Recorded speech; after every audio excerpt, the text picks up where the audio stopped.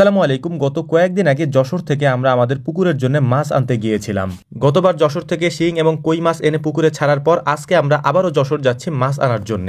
আজকে আমরা পুকুরে বা হাউজে ছাড়ার জন্য কোনো মাছ আনবো না, আজকে মাছ আনবো বায়োফ্লকে ছাড়ার জন্য। ভোর রাতে ফজরের আজান হওয়ার সাথে সাথে আমরা সবাই মিলে জামাতে নামাজ আদায় করে তারপর আমরা চলে যাচ্ছিলাম যশোরের উদ্দেশ্যে। আমরা এর আগেও এমন টাইমেই গিয়েছিলাম, কারণ এই সময় যদি আমরা রওনা দিই তাহলে ওখানে পৌঁছাতে পৌঁছাতে একেবারে সকাল হয়ে যায় এবং ওই সকাল টাইমেই ওই বাজারটা খুব সুন্দর করে বসে বা সকালবেলা একেবারে ফ্রেশ মাছটা আমরা নিয়ে আসতে পারি ওখান থেকে। তো আলহামদুলিল্লাহ আমরা যশোরে এসে পৌঁছে গিয়েছি। তো আমরা সবাই মিলে সকালের নাস্তা এখান থেকে সেরে নেব, নাস্তা সেরে তারপর আমরা ওখানে যাব, মানে যেখান থেকে আমরা মাছ কিনবো ওখানে চলে যাব। যাওয়ার পথে আমাদের চোখে পড়লো যশোরের আদ্দিন ফাউন্ডেশন। মূলত এখানেই গত কয়েক মাস আগে আমরা এসেছিলাম মিজানুর রহমান আজহারির মাহফিলে। তো আলহামদুলিল্লাহ এই মুহূর্তে আমরা চলে এসেছি সারা বাংলাদেশের সব থেকে বড় পোনা মাছের বাজারে, অর্থাৎ এখান থেকে পাইকারি এবং খুচরা ভাবে সব থেকে বেশি মাছ বিক্রি হয় সারা বাংলাদেশের মধ্যে। এইটা মূলত যশোরের চাষরাতে অবস্থিত। আমরা মাছ দেখতেছিলাম এবং আমাদের বেশি সময়ও লাগেনি, কারণ এর আগে যেহেতু আমরা একবার এসেছিলাম এবং এখানকার পরিস্থিতি সম্পর্কে আমরা জানি কিরকম মাছ আমরা নিব, কি কি মাছ আমরা নিব সে সম্পর্কে আমাদের ধারণা ছিল।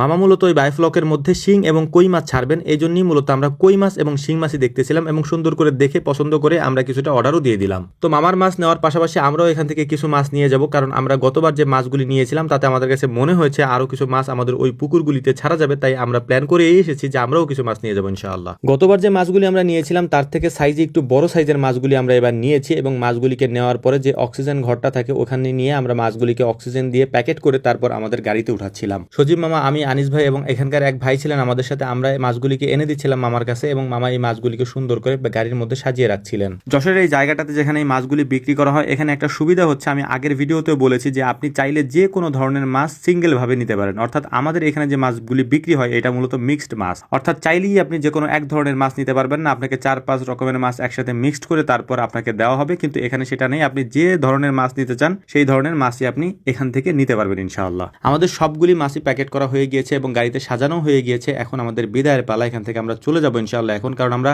ভোর রাত্রের দিকে এসেছি এবং রাত্রে কেউ তেমন একটা ঘুমায় নেই এবং মামারা আমি বারবার ফোন দিয়ে ডিস্টার্ব করতেছিলাম যে তাড়াতাড়ি আসেন গাড়ি নিয়ে, আমরা দ্রুত গেলে আবার দ্রুত ফিরতে পারবো ইনশাআল্লাহ। যেহেতু আমাদের খামারে অনেক কাজ থাকে তাই সকাল সকাল গিয়ে আমরা প্রায় 9টা-10টার মধ্যে আবার ব্যাক করে চলে আসতে পারি। রওনা দেওয়ার পর আমাদের প্ল্যান হচ্ছে আমরা প্রথমে যাব আনিস ভাইদের বাড়িতে, ওখানে যে পুকুরটা আছে ওইখানে গিয়ে আমরা মাছগুলি ছাড়বো। অর্থাৎ আমাদের মাছগুলিকে আমরা প্রথমে রেখেছি যাতে করে এই মাছগুলিকে আনিস ভাইদের পুকুরে ছেড়ে দিয়ে তারপর এখান থেকে আমরা যাব হচ্ছে নানা বাড়িতে, ওখানে মাছগুলি মামার ওই বায়োফ্লকের মাছগুলি ছেড়ে তারপরে আমাদেরকে কিছু মাছ এখান থেকে গিফট হিসেবে দিয়েছেন। ব্ল্যাক কাপ দিয়েছিলেন এক ভাই কিছু, তো ওই মাছগুলিকে নিয়ে আমাদের বাড়িতে যাব, সেখানে গিয়ে আমাদের পুকুরে আমরা ওই ব্ল্যাক কাপগুলি ছাড়বো ইনশাআল্লাহ। তো সেই প্রক্রিয়াতেই আমরা আগাচ্ছি ইনশাআল্লাহ। বায়োফ্লকে মাছ আমাদের আগে পরে কখনো ছাড়ার অভিজ্ঞতা নাই, তো মামা এটাকে বানিয়েছেন এবং মামা আমাকে বানিয়ে বলেছিলেন যে মাছ নিয়ে যাওয়ার কথা, কিন্তু আমরা আগের বার যখন এসেছিলাম তখন আমাদের গাড়িতে অত জায়গা ছিল না আর মামার গাড়িতেও অত বেশি পরিমাণে জায়গা নেই। তো মামা আমাদেরকে বললেন যে সিঙ্গেল ভাবে আমরা যদি যাই তো আমরা মাছগুলো নিয়ে আসতে পারবো। তো দ্বিতীয়বার আমরা যখন মামার গাড়ি নিয়ে গেছি তখন দেখলাম যে আমাদের আগের গাড়ির তুলনায় এই গাড়িতে জায়গা আরো বেশি আলহামদুলিল্লাহ। তো যাই হোক, মাছগুলিকে এনে এই বায়োফ্লকে আমরা ছেড়েছি, আমরা দেখার চেষ্টা করবো যে এইটাতে আলহামদুলিল্লাহ মাছ কিরকম হয়। আমরা আশা করছি ভালোই হবে ইনশাআল্লাহ।